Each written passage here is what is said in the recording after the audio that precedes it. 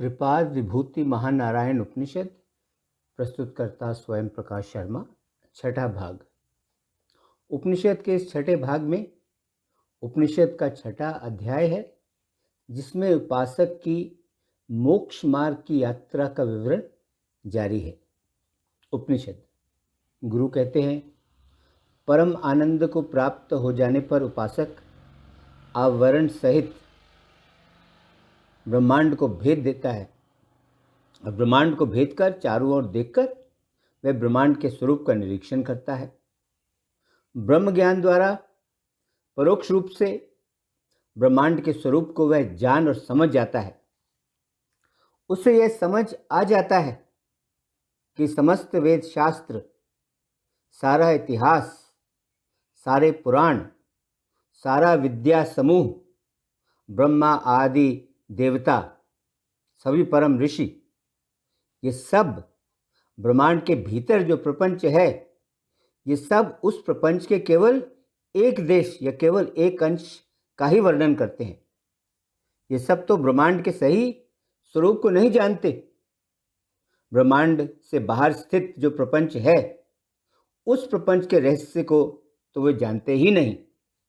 फिर ब्रह्मांड के भीतर और बाहर के प्रपंच ज्ञान से दूर जो मोक्ष प्रपंच है, उसके स्वरूप का ज्ञान तथा अविद्या प्रपंच का ज्ञान, इन सब के द्वारा कैसे जाना जा सकता है? तब शिष्य पूछता है, गुरुदेव, ब्रह्मांड का स्वरूप क्या है? गुरु उत्तर देते हैं, ब्रह्मांड मुर्ग के अंडे के आकार का है। वह महत तत्व आदि का समूह है। ब्रह्मांड तपे हुए तेज से भरे सोने जैसे प्रभाव वाला है। वह उदय होते हुए करोड़ों सूर्यों के समान कांति वाला है। उसमें हर प्रकार की सृष्टि है। वह पृथ्वी, जल, अग्नि, वायु तथा आकाश, पांचों महाभूतों से ढका हुआ है। वह महत तत्व अहंकार, तम और मूल प्रकृति से घिरा हुआ है। उस अंड की भित्ति 1.25 करोड़ योजन बड़ी है और प्रत्येक आवरण भी उतना ही माप का है, उतना ही बड़ा है। चारों ओर से ब्रह्मांड का माप 2 खरब योजन है। वह महामांडूक आदि शक्तियों को धारण किए हुए है। वह श्री नारायण के लिए खेलने की गेंद के समान है। परमाणु की तरह वह विष्णु लोक से चिपका हुआ है। उसमें ऐसी अनेक प्रकार की अनंत विचित्र विशेषताएं हैं, जो विशेषताएं ना तो किसी द्वारा देखी गई हैं और ना ही किसी द्वारा सुनी गई हैं।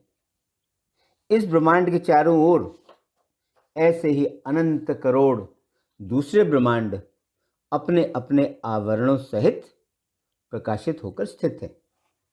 वे ब्रह्मांड 4 मुखों, 5 मुखों, 6 मुखों से लेकर 1000 मुखों वाले नारायण के अंश रूप सृष्टिकर्ता या ब्रह्मा, जो रजगुण प्रधान है, नारायण के अंश रूप पालनकर्ता विष्णु, जो सद्गुण प्रधान है, और नारायण के अंशरूप संहारकर्ता महेश्वर, जो तमोगुण प्रधान है, इनके द्वारा स्थापित है। ये सारे ब्रह्मांड विशाल जल प्रवाह में मछलियों तथा बुलबुलों के समूहों की तरह घूमते रहते हैं। जिस प्रकार खेल में लगे बालक की हथेली में आंवलों के समूह होते हैं, उसी प्रकार महाविष्णु की हथेली में अनंत करोड़ ब्रह्मांड शोभित हैं। जैसे जल यंत्र रहट में लगे घोड़ों की माला का समूह घूमता रहता है, वैसे ही महाविष्णु की हथेली में जो ब्रह्मांड है, वे सब भी अपने अपने आवरणों के साथ घूमते रहते हैं। गति प्राप्त उपासक ब्रह्म ज्ञान से सारे ब्रह्मांडों के भीतर और बाहर के प्रपंच के रहस्य को जान लेता है। रहस्य जानकर तथा नाना प्रकार की विचित्र अनंत परम ऐश्वर्यों के विशेषकों के समूह के रूप को अच्छी तरह देखकर उपासक आश्चर्य वाले अमृत सागर में गोता लगाता है। फिर परम आनंद स्वरूप होकर वह सारे ब्रह्मांडों को पार कर जाता है। इसी प्रकार वह अमित, आवरण रहित तम के सागर को पार कर जाता है। इसे पार करके वह मूल अविद्यापुर को देखता है। वह देखता है कि मूल प्रकृति की जननी जो निरंतर अमित आनंद पर्वत पर विहार करती है, वह विविध विचित्र अनंत महाशक्तियों से घिरी हुई है। वह स्वयं अनंत महाशक्तियों के समूह के रूप की है। वह अनंत तेजोमय ज्वालामालाओं से सजी हुई है। वह तो अनंत महामाया विलासों की अधिष्ठान स्वरूपा है, जिसका इस प्रकार वर्णन किया गया है। उपासक उस अविद्या लक्ष्मी का ध्यान करता है, फिर विविध उपचारों से वह उनकी आराधना करता है। फिर सारे ब्रह्मांड की जननी भगवान विष्णु की महामाया को नमस्कार करके उनसे आज्ञा लेकर उपासक और ऊपर से ऊपर जाता है और वहां वह महाविराट पद को पाता है। शिष्य पूछता है, गुरुदेव, महाविराट का स्वरूप कैसा है? गुरु बताते हैं, जो सारा अविद्यापाद है वह विराट है। वह सब और मुखों वाला, सब और हाथों वाला और सब और पैरों वाला है। हाथ वालों को वह हाथ से युक्त करता है और उड़ने वालों को वह पंखों से युक्त करता है। यही वह देवता है जो अकेला ही स्वर्ग तथा पृथ्वी को उत्पन्न करता है। इसका रूप दृष्टि में ठहरता नहीं, नेत्रों से इसे कोई देख नहीं सकता। इसका तो हृदय से, बुद्धि से तथा मन से ध्यान किया जाता है। जो इसको जानते हैं वे तो अमृत स्वरूप या मुक्त हो जाते हैं। मन तथा वाणी से समझ में न आने वाले उस विराट स्वरूप का उपासक ध्यान करता है। फिर नाना प्रकार के उपचारों से वह उनकी आराधना करता है और उनकी आज्ञा लेकर वह और ऊपर जाता है, जहां वह विविध विचित्र अनंत मूल अविद्या के विलासों को देखता है, जिन्हें देखकर उसे परम आश्चर्य होता है। वहां वह देखता है कि अखंड परिपूर्ण परम आनंद स्वरूप पर ब्रह्म के सारे स्वरूपों में विरोध का प्रदर्शन करने वाली, जो सब प्रकार से विरुद्ध धर्मों वाली है, आवरण रहित पर्दे के आकार वाली यवनिका भगवान विष्णु की महायोग माया मूर्तिमान अनंत महामाया स्वरूपों से अच्छी तरह सेवित है। उनका नगर अत्यंत आश्चर्यों से पूरी तरह भरा हुआ है। वह अत्यंत आश्चर्यों का सागर है। वह आनंद स्वरूप तथा शाश्वत है।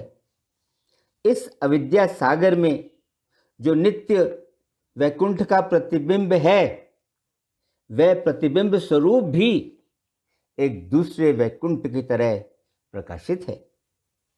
उस पुर में पहुंचकर उपासक योग लक्ष्मी अंगमाया का ध्यान करके अनेक प्रकार के उपचारों से उनकी आराधना करता है तथा उनके द्वारा पूजित होकर और उनकी आज्ञा प्राप्त करके वह और ऊपर जाता है। वहां माया के अनंत विलासों को देखकर वह परम आश्चर्य में डूब जाता है।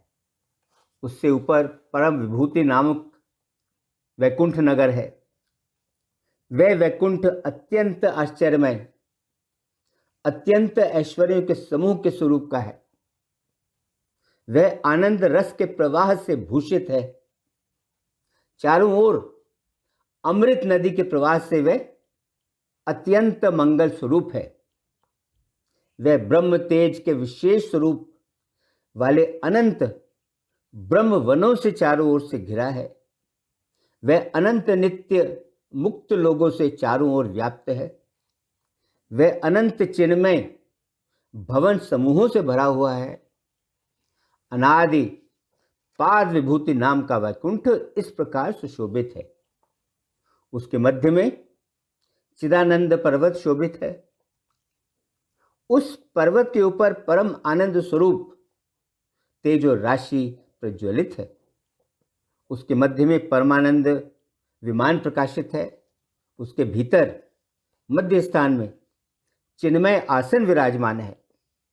उस आसन रूप कमल की कर्णिका पर परम दिव्य तेजो राशि के मध्य रहने वाले आदि नारायण का ध्यान करके विविध उपचारों से उपासक उनकी आराधना करता है तथा उनसे पूजित होकर और उनकी आज्ञा लेकर वे और ऊपर जाता है। आवरण रहित वह अविद्या अंड को भेदता है। उसे भेद कर वह अविद्या पाद को पार करता है।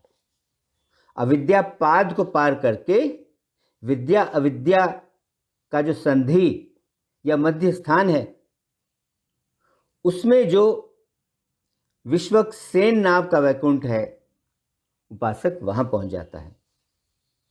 वह वैकुंठ अत्यंत दिव्य तेज की ज्वाला मालाओं से चारों ओर निरंतर प्रज्वलित है।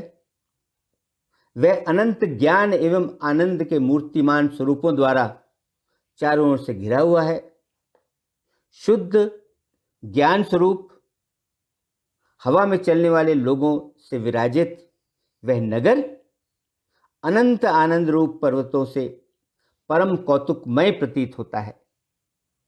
उस पुर के मध्य में कल्याण पर्वत के ऊपर शुद्ध आनंदमय विमान शोभित है। उसके भीतर दिव्य मंगलमय आसन विराजमान है। उस आसन रूप कमल की कर्णिका पर ब्रह्म तेज राशि के मध्य में रहने वाले अनंत ऐश्वर्य स्वरूप सही और गलत के परिपालक, सारी प्रवृत्तियों तथा सारे कारणों के कारण रूप परम आनंद लक्षण महाविष्णु के स्वरूप वाले समस्त मोक्षों के परिपालक अमित पराक्रमी श्री विवेक सेन जी का ध्यान करके, उनकी प्रदक्षिणा करके उन्हें वह नमस्कार करता है। फिर विविध उपचारों से उनकी पूजा करके उनकी आज्ञा लेकर उपासक और ऊपर जाता है और विद्या विभूति को प्राप्त होता है। वहां वह विद्या में चारों ओर स्थित ब्रह्म तेजोमय अनंत वैकुंठों को देखकर परम आनंद प्राप्त करता है। वहीं से आगे मौजूद अनंत समुद्रों को पार करके वह ब्रह्म विद्या नदी के तट पर पहुंचता है। वहां वह स्नान करता है। भगवान का ध्यान करते हुए उपासक नदी में फिर गोता लगाता है। फिर वह मंत्रमय शरीर को छोड़कर विद्यानंदमय अमृत दिव्य शरीर ग्रहण करता है। नदी को पार कर दूसरे तट पर पहुंच जाता है। इस प्रकार नारायण जैसा स्वरूप प्राप्त करके वह आत्मा की पूजा करता है, जिसके बाद सभी नित्य मुक्त वैकुंठवासी उसकी पूजा करते हैं। फिर उपासक ब्रह्म विद्या वैकुंठ में प्रवेश करता है। ब्रह्म विद्या वैकुंठ आनंद रस से भरपूर ब्रह्म विद्या प्रवाहों से अनंत क्रीड़ानंद नाम के पर्वतों से चारों ओर व्याप्त है। वह ब्रह्म विद्या में हजारों प्राचीरों तथा आनंद अमृत से पूर्ण स्वाभाविक दिव्य गंध से युक्त चिन्मय अनंत ब्रह्म वनों से अच्छी तरह शोभित है। उसके भीतर स्थित अत्यंत अनंत बोधानंदमय भवन के अगले भाग में स्थित प्रणव रूप विमान के ऊपर विराजमान अपार ब्रह्म विद्या साम्राज्य की अधिष्ठात्री देवी, जो अपने अमोद मंद कटाक्ष से अनादि मूल अविद्या को नष्ट करने वाली है, उस एकमात्र अद्वितीय अनंत मोक्ष साम्राज्य लक्ष्मी का इस प्रकार ध्यान करके उपासक अनेक प्रकार के उपचारों से उनकी आराधना करता है। फिर वह उन्हें पुष्पांजलि समर्पित करता है। विशेष स्तोत्रों से वह उनकी स्तुति करता है। उन देवी द्वारा वह अच्छी तरह पूजित होता है। फिर उनकी आज्ञा लेकर उन्हीं के साथ वह और ऊपर जाता है। वहां ब्रह्म विद्या के तट पर पहुंचकर ज्ञान एवं आनंदमय अनंत वैकुंठों को देखकर उपासक परम आनंद प्राप्त करता है। फिर वह ज्ञानमय अनंत समुद्रों को पार करता है। वह ब्रह्म वनों में तथा मंगलमय पर्वत शिखर पर बराबर चलते हुए ज्ञान आनंद रूप विमानों की क्रमबद्ध पंक्तियों में पहुंचता है, जहां पहुंचकर उसे परम आनंद लाभ मिलता है। उसके बाद तुलसी नाम का वैकुंठ नगर प्रकाशित है। वह नगर परम कल्याण रूप है। वह अनंत ऐश्वर्यों से युक्त है। वह अमित तेजो राशि स्वरूप है। वह अनंत ब्रह्म तेजो राशियों का समूह रूप है। वह चिदानंदमय अनेक विशेष 4 दीवारियों से घिरा हुआ है। वह अमित बोधमय आनंद पर्वत के ऊपर स्थित है। बोधानंद नदी के प्रवाह से वह अत्यंत मंगलमय है। वह परम स्वरूप अनंत तुलसी वनों से बहुत अच्छी तरह शोभित है। संपूर्ण पवित्रों में भी वह परम पवित्र है। वह सबसे पवित्र है। वह चित स्वरूप अनंत नित्य मुक्त लोगों द्वारा अत्यधिक भरा हुआ है तथा आनंदमय अनंत विमान समूह से सुशोभित अमित तेजो राशि के अंतर्गत तेजो स्वरूप है। उपासक इस तुलसी वैकुंठ में प्रवेश करता है। वैकुंठ के भीतर दिव्य विमान के ऊपर विराजमान सर्व परिपूर्ण महाविष्णु के सभी अंगों में विहार करने वाली अत्यंत सौंदर्य लावण्य की अधिष्ठात्री देवी बोधानंदमय अनंत नित्य परिजनों से परिसेवित महालक्ष्मी की सखी श्री तुलसी लक्ष्मी का वह ध्यान करके उनकी प्रदक्षिणा तथा उन्हें नमस्कार करता है। अनेक प्रकार के उपचारों से वह उनकी पूजा करता है और विशेष स्तोत्रों से वह उनकी स्तुति करता है। फिर इनके द्वारा अच्छी तरह पूजित होकर तथा वहाँ के निवासियों द्वारा भी अच्छी तरह से पूजित होकर उनकी आज्ञा प्राप्त कर वह और ऊपर जाकर परमानंद नदी के किनारे पहुंच जाता है।